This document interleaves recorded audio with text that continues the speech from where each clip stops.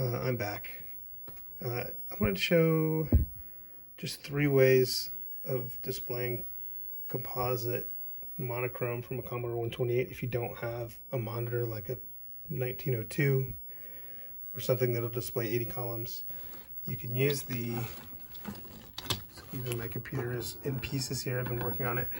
You can use this RGBI port. There's a monochrome composite output there. And these composite monochrome cables are really easy and cheap to make. If you have a DB9 connector, it's just either pin 1 and 2 at the top right there, and pin 7 on the bottom row, the narrow row, is the center conductor, and that's really it.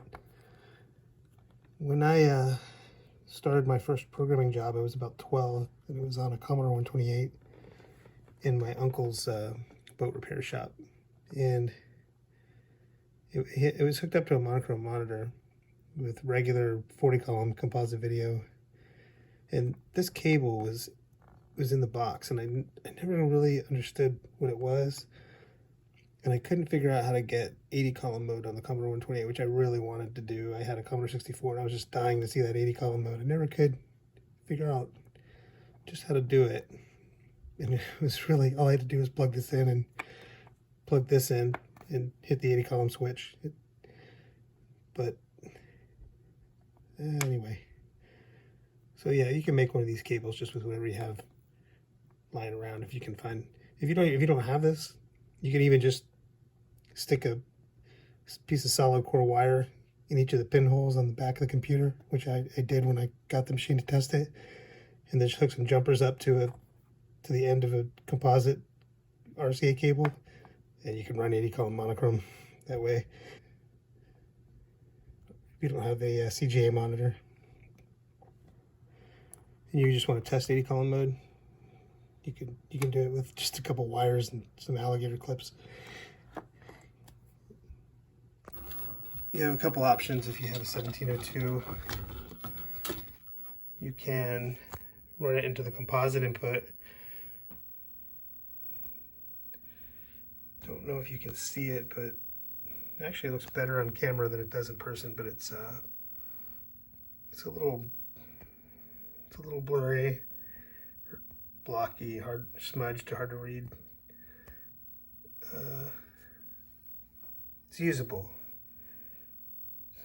Not exactly crisp, but it's not terrible.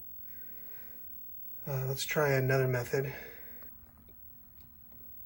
Okay, this time, instead of having it plugged into the composite input in the front, I just have it plugged into the Luma input at the back.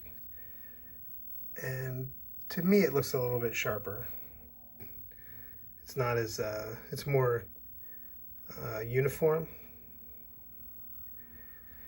There's one other option, you know, if you don't have a monitor like that, a true monochrome monitor. Let me show you the difference. Okay, here we go. This is a Magnavox computer monitor 80. They're pretty common. Maybe not this one, because it's in amber. And look how clear that is. It is beautiful. It looks a little yellow on the camera, but it's actually a deep amber color, and it is super crisp. I just love monochrome monitors. Focus. Yeah. Very nice. So, the little monochrome output does pretty well if you don't have a monitor where you can easily switch between the two. On the 1702, you could have your monochrome input on the front and your normal Commodore video on the back and switch with the switch to go between 80 and 40. With this monitor, I would have to actually have a switch in the cable or manually swap cables, but I don't use 80 column mode that much. Anyway, just bored on a Friday night. Thanks for watching.